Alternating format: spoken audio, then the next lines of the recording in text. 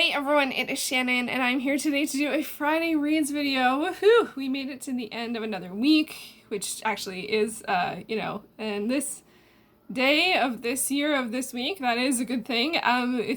Things are so weird out there. Toronto is, if you're unfamiliar, like everyone knows that COVID-19 is going on, I am sure, and I won't talk about it too much, so if you don't want to hear about it, just skip like a minute or two. But if you're curious as to how things are in different places of the world, I'm in Toronto. Toronto has been at a state of an emergency for about 2 weeks now, I think not this Monday, but last Monday, and everyone is encouraged to stay at home, to only go grocery shopping once a week, and to only go to one place if they can, or to get delivery if they can, and you're only supposed to go out for medical appointments, prescriptions, and food pretty much, unless you work for essential services, or unless you're an essential worker. So just in case you're curious, and we've been on, so it's not, and anyone who's coming into the country, you're supposed to be self-isolated for 14 days, no going out at all. So it has been an interesting time. It's been a stressful time, and I think we all deal with that differently. I know a lot of people go to books as escapism. I don't. So have found that my reading has been a bit different than normal. Although when I look at what I'm reading, that doesn't actually feel true. I guess my focus is just not as good, so I'm sort of flitting from one thing to the other, which is always the case with me. That is always the case with me. You just I check the news once a day. I check the numbers because I'm a numbers person, and then I try and let it go. And I know I have the sources that I check. I check CBC, and I check and I watch the Prime Minister's address, and some of the Theresa Tam's address, and then I let it go, and I just, apply the new things if they are applicable to me, and just try and stay informed but not overwhelmed. I think that's important. And everyone has their own way of figuring that out. But like, for example, just a small example, on Twitter, sometimes I just go to notifications, or I've created a list that's for generally people that are in the book community, and so it's not as news heavy, because sometimes that can throw you off, and that can happen to me. So I'm trying my best to engage and do some like fun things, like I'm posting a tea every day on Instagram and on Twitter, and I'm having a different tea every day. We are in the 3rd week of that. And like, I'm not like I'm probably not going to run out anytime soon, but that's a whole other thing. Let's get to the books. And I hope that you're doing well, and I hope that you're staying safe. Because we are all in this together. We truly are all in this together. So it's important to do things and keep social distancing and wash your hands and all of that stuff. But let's get to the books. Let's find a cozy spot for reading, or for perusing, or all of those things. So let's start with the books that I finished. Finishing off for March Mystery Madness, I read the graphic novel Department H. I read this omnibus. This is the cover for the omnibus. Who Killed the Smartest Man on Earth? So this was a sort of like an underwater mystery. A woman's father is killed. Is he? Isn't he? And he dies. Is he killed? And she's trying to figure out what happened. So she has to go underwater, and it's like a crew, a team, like a science team that she used to work with, that she doesn't work with anymore. She left for some reason. They also worked in space, and like this had lots of stuff going on. But I love the art. Like, it was very pencily, and it was very, I don't know how to describe it. Like, it was, not, some of it was sketchy, and it was varied. Like, some of it felt like this, and then some of it felt way more sketchy, and like they had these great, like, the chapter introductions were often like a character portrait and different elements about it, and are they a suspect, are they not a suspect, those kinds of things. So it definitely worked for March Mystery Madness, so I participated. I did read a couple other things, but one of the challenges though is I thought this, because this was an omnibus, I thought that was it. No, there's Omnibus 2, so I have to keep reading. Thankfully, Hoopla has the second Omnibus, but they're long, like they're like 380 pages, as opposed to a lot of graphic novels are more like 120, 160, so it was a lot. I really thought we were going to get to like, you know, and then it's like, oh, there's more. So I will get to more. Thankfully, Toronto Hoopla in the Toronto Public Library did increase the Hoopla credits to 8 a month, back to 8 a month, which is what it was last year. I imagine that's in response to the current situation, and also to the fact, like right now, all of the public libraries are closed. You can get stuff through Overdrive or through Libby or through Hoopla or through Canopy. I will leave a link below if you're a Torontonian.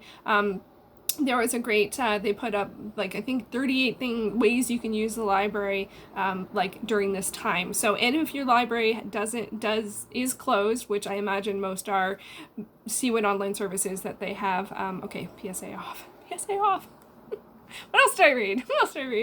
Then I also read The Burial Mound by Ibsen, which is also known as The Warrior's Barrow. This is a very short play, 7 scenes. Some were only like a page long. I think it was in verse because I read some of it aloud. Things you do during this time, but it had quite a lovely rhythm to it, and it followed, it was set in Sicily, and it followed a woman who wanted to go away and explore, but she's always been there, and so she had this sort of like, going away would be fun, but I'm always here thing. And then some Vikings do come to where she is and her father, and then story unfolds and reveals and stuff like that. It was great. It was like 40 pages. It was great. I'm working my way through the plays of Ibsen, and I have decided to include that as one of my stacks in stacking the series this year, which I will put a video up for either on Sunday or next week, depending. I've already filmed it. It just depends on how long it'll take to edit. And by edit, I mean do the show notes, because I don't edit. What else did I read? I read, so Tiffany, Reisz, The Last Goodnight, Part 1. What's it called? Scars and Stripes. So this is obviously romance, or actually, maybe less obviously, this is actually erotica. It is part of the original Sinners series, which is like 2 sets of 4 books, but there's all of these in-betweeners, and this is just like sort of like a 30-40 page story that's one of, I think, 8 parts, and it's modern day, and they are erotica, and this is not for everyone. This is BDSM stuff going on in some of it, and but it was a good story. I think she is a great writer. I am floored sometimes when I think of like just the fact that she'll have, not in this series, well, probably in this series, but like I read the, she had like a series of like a Halloween, a Thanksgiving, and a Christmas set that was so good. That was part of the Blaze series at Harlequin. But like I was floored by the fact that one of her female characters had short hair, and I was like, you never see that in romance. Like almost now, like it was the first time I had thought of ever seeing it. So I really like that she really covers a lot of different ground, and honestly, having short hair shouldn't be unusual in romance. If you have any recommendations for romance novels with women with short hair, let me know. Because Anyway, I do have like on the back burner that I would like to start the original Sinners. I did read another novella at some point in some part of the series, I don't know, but the first novel's pretty long, so I have resisted, but I am curious to read it, so but I just felt like reading something, so I read this.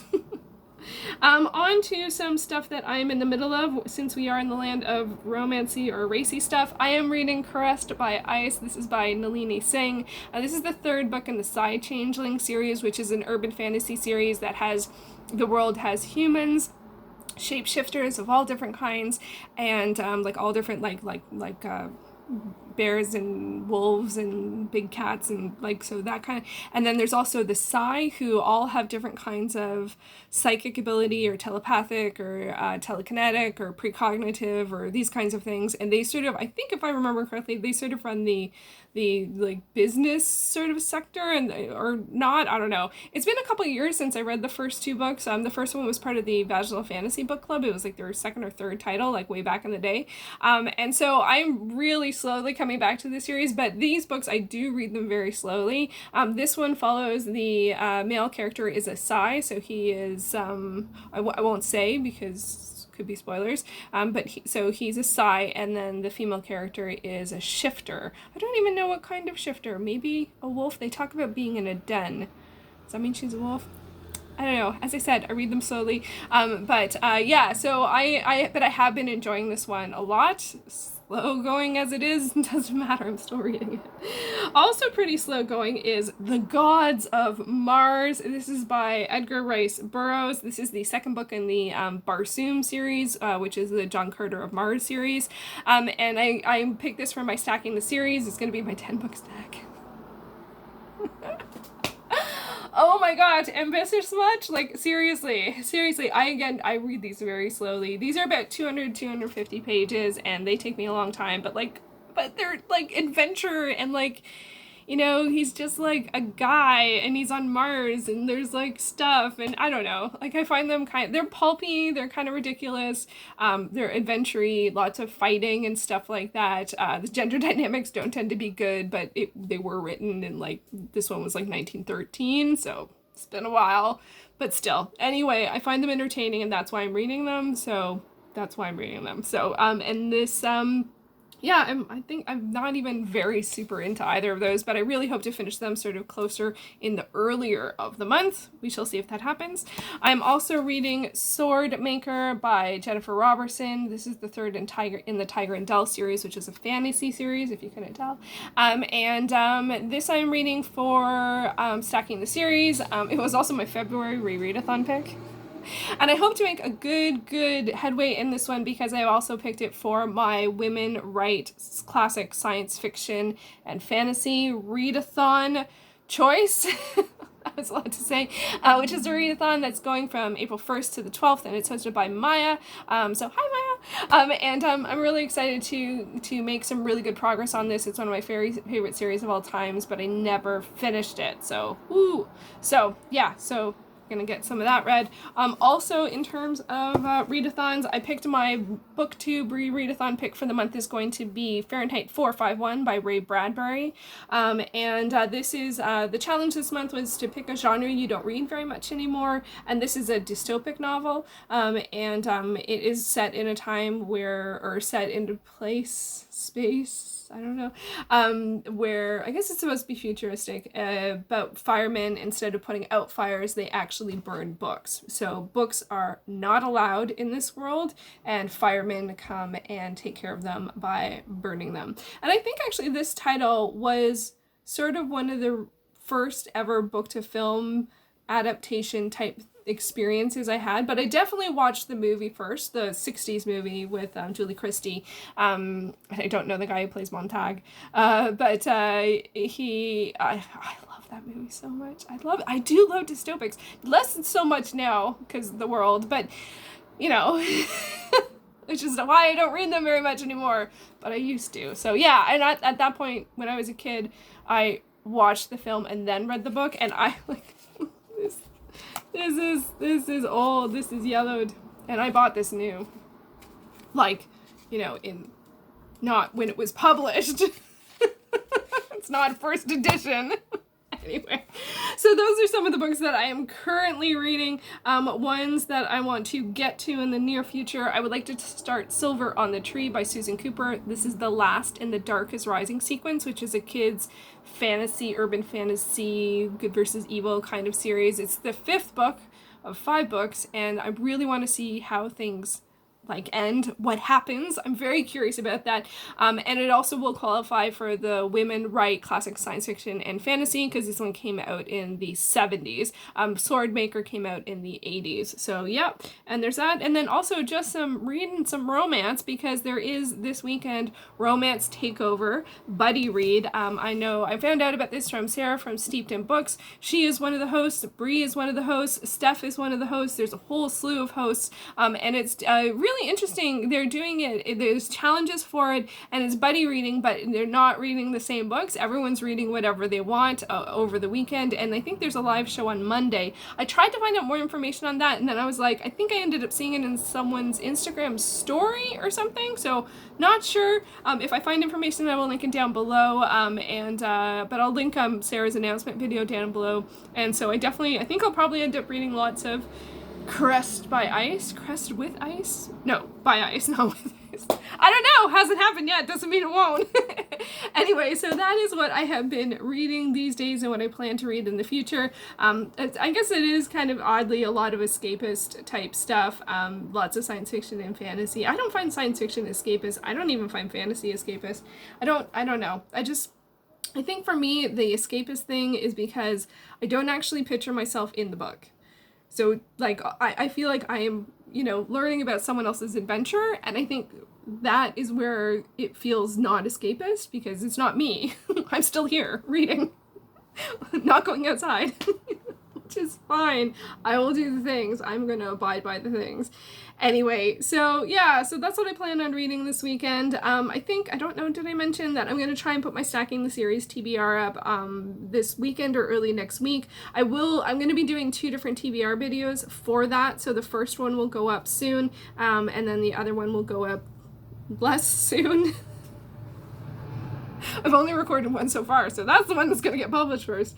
Obviously, I'm still getting back into the swing of things with this whole YouTube thing. Thank you to everyone who watched my April TBR video and commented on it. It was really nice to get such a warm welcome back to the community. And I definitely was watching, although I was not filming videos, I definitely was watching videos during the time which I wasn't filming. So I feel like it's just really nice. And yeah, I'm happy to be back. It's been really good for me, especially given all the things. Yeah, and I just, I'm curious to see what everyone else is going to be reading. Let me know if you're participating in Women Write Classic Science Fiction and Fantasy, or the Romance Takeover Buddy Read this weekend. Both are really fun events, and I definitely am participating. So thank you so much for watching, and I'll see you in another video very soon. Bye!